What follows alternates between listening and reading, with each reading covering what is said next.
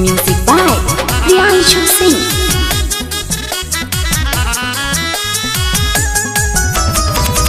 पहिले के याद बड़ी पड़ता हो, सोच के करे जावल जरता हो, सोच के करे जावल।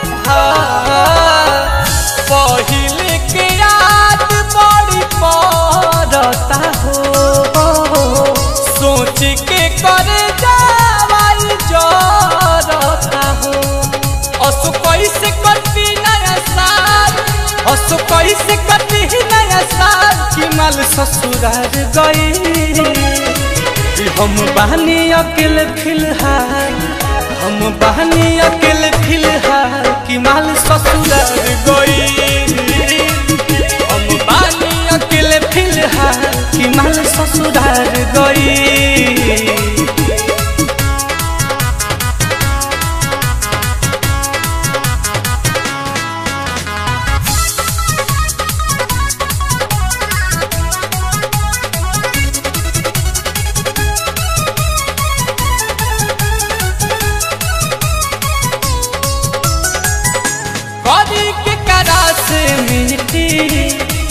के करा के गिरीटी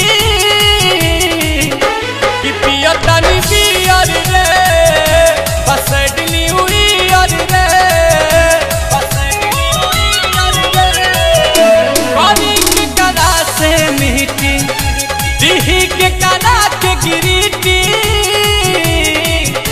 कि पियतनी बियर रे बसडनी उइयर रे। कोनो फौसत न बिया तत्काल, कोनो फौसत न बिया तत्काल कि माल ससुराल गई। कि हम बानी अकेले फिलहाल, हम बानी अकेले फिलहाल कि माल ससुराल गई। कि हम बानी अकेले फिलहाल कि माल ससुराल गई।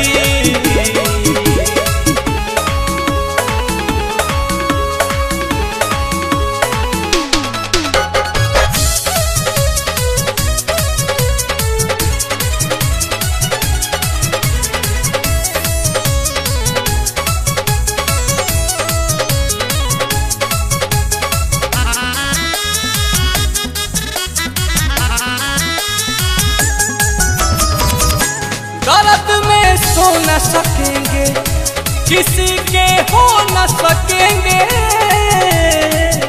कि दिल बड़ी जरल बा, कि बहुत अखरल बा, कि बहुत दर्द में सो न सकेंगे, किसी के हो न सकेंगे। कि दिल बड़ी जरल बा, बहुत अखरल बा। नील कोमल बारूद बाबेहाल, प्रियांशु रोशन बाबेहाल कि माल ससुराल गई। हम बहनी अकेले फिलहाल, हम बहनी अकेले फिलहाल कि माल ससुराल गई।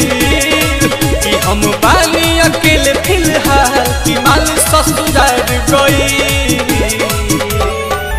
पहिले के याद बड़ी पड़ता हो, सोच के करे जावल जरता हो।